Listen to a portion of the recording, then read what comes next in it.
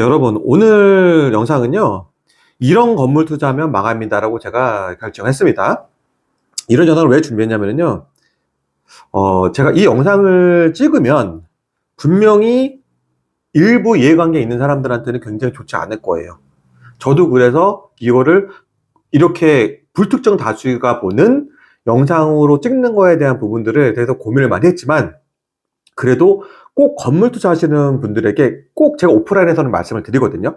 건물 투자하시는 분들이 꼭 봤으면 해서 이 영상을 준비했어요. 그래서 물론 어떤 건물을 투자할 때 어떤 건 위험성이고 어떤 건 좋고 이런 부분들이 세부적으로 하면 굉장히 많지만, 저는 이 세 가지를 꼭 말씀드리고 싶어가지고 준비했거든요. 일단 첫 번째, 레버리지에 대한 무서움을 가져랍니다. 왜냐면 보통 많은 분들이 강의를 할 때 이런 얘기를 해요. 레버리지 극대화시키라고 그러거든요. 근데 이 극대화라는 개념에 대해서 여러분들이 좀 착각하고 있는 게 있어요. 극대화라는 거는 내가 갖고 있는 환경에서 이거를 최대한 활용을 하라는 얘기지, 무조건적으로 레버리지를 많이 땡겨라가 아니에요. 그거는 과도한 채무거든요. 과도한 채무가 됐을 때는 내가 감당할 수가 없고요. 이걸 어떻게 유지할 수도 없어요. 자, 여러분. 첫 번째, 레버리지 무서움이 어떤 건지 제가 많이 설명을 드릴게요. 여러분들은 절대적으로 금리를 컨트롤할 수가 없어요. 그쵸? 여러분들이 금리를 컨트롤할 수 없죠? 자, 두 번째, 여러분들은 공실 리스크에 대해서도 컨트롤할 수가 없어요. 그쵸? 자, 이 두 가지를 제가 설명해 드릴게요. 첫 번째, 금리는요, 여러분, 수익형 부동산, 상업용 부동산은 수익률이 굉장히 중요한데, 내가 이 수익률을 매수할 당시에는 그 수익률에 맞춰가지고 내가 자금 계획을 세우는 게 맞거든요? 그러면 내가 지금 어느 정도 시점에 대출 금리가 있을 거란 말이에요. 대출 금리가 있는데 이 대출 금리가 변동으로 할지 고정금리로 할지에 대한 먼저 선택을 해야 되겠죠, 여러분. 근데 내가 가용할 수 있는 금액에서 대출을 받고 이 대출 금액에 맞춰가지고 그 금리에 맞춰서 대출이 나오는 거잖아요. 근데 내가 수익이 어느 정도 높은 수익이 많은 사람들이 있을 수 있고 수익이 없는 사람일 수 있잖아요. 특히 뭐 이런 제가 더 상담을 많이 하다 보니까 건물 투자를 많이 하시는 분들이 가정주부들이 많아요.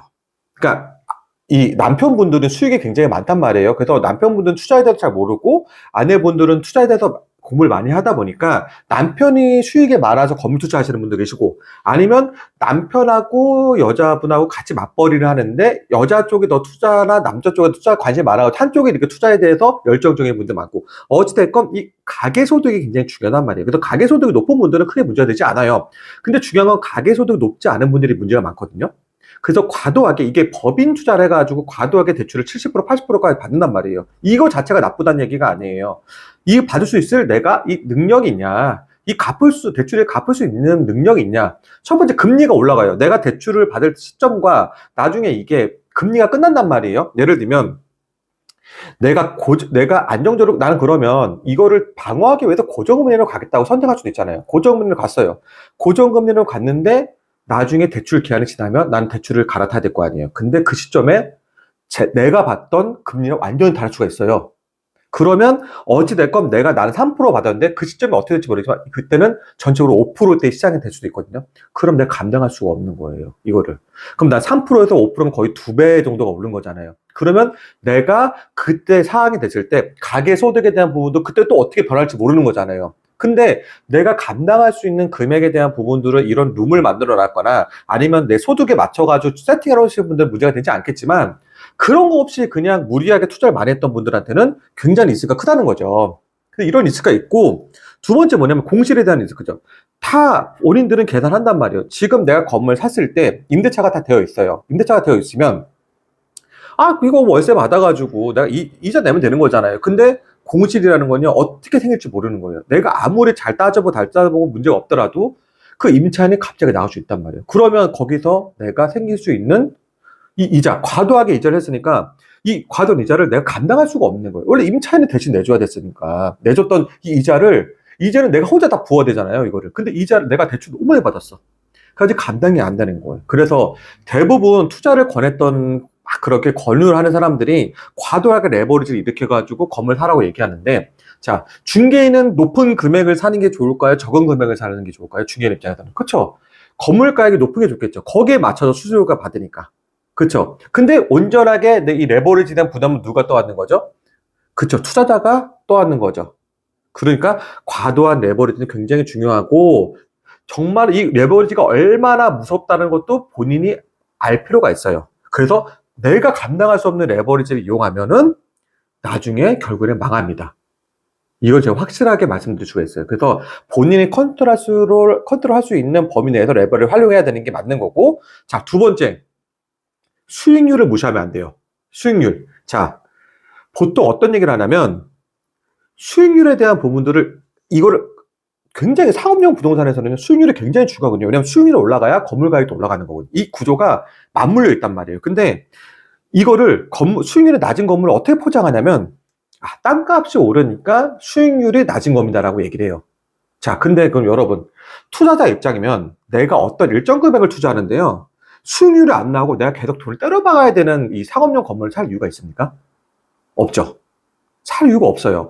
내가 이 건물을 살 때 어떤 매수자든 어떤 투자자든 이 건물 사는데 이 건물에 대해서 가치가 없다고 느끼면 뒤 사람이 받아줄 수가 없는 거예요. 자, 수익률이 안 나오는데 수익률이라는 건 뭐냐면 땅값이 올라가잖아요. 땅값이 올라가면 거기에 들어갈 수 있는 땅값이 왜 그냥 올라가 있습니까? 건물의 가치가 올라간다는 건 많은 사람들이 찾고 많은 사람들이 유동인구도 많고 그 많은 가치가 있으니까 건물 땅값이 올라가는 거 아닐까요? 그러면 어떻게 합니까? 임대차비도 당연히 올라가는 게 정상이에요.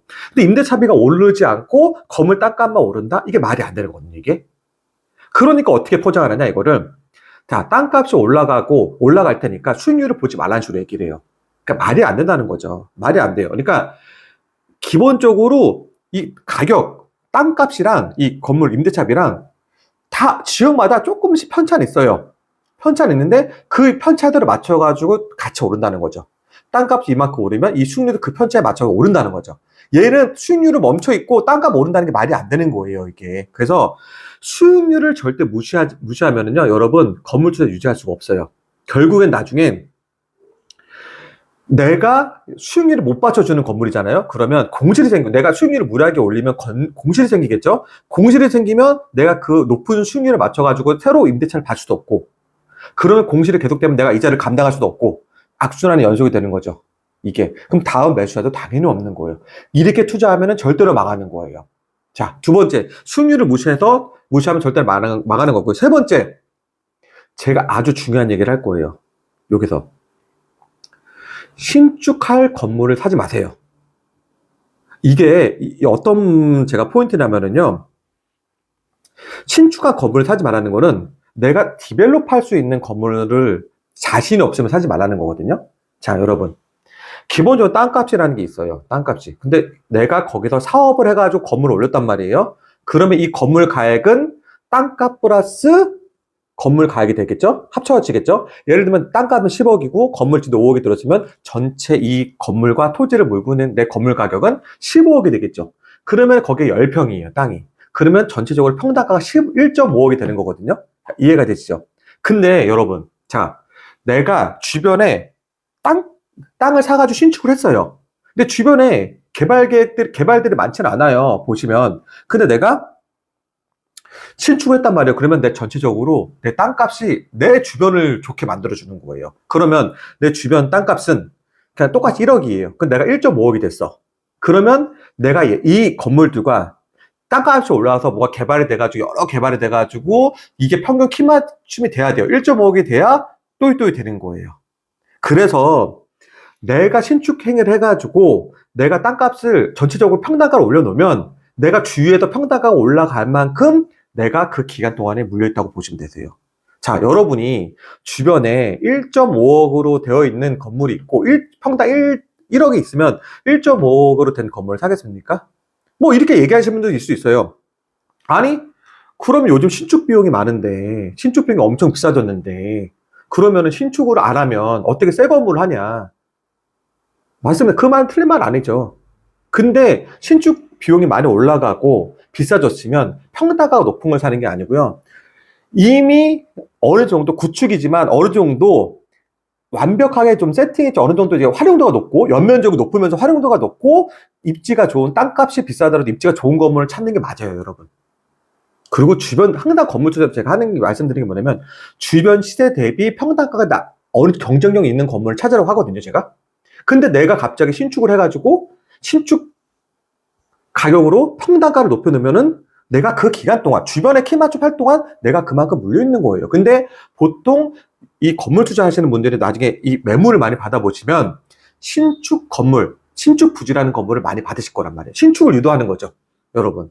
왜냐면 그 건물에 그만큼 쓰임새가 없기 때문에 그런 거거든요. 그렇다면 그 건물이, 내가 받는 건물이 신축행을 해도 그만큼 주변 대비, 시세 대비 메리트가 있느냐 보여야 되는데, 초보자들은 그만한 눈이 갖기 쉽지 않단 말이에요.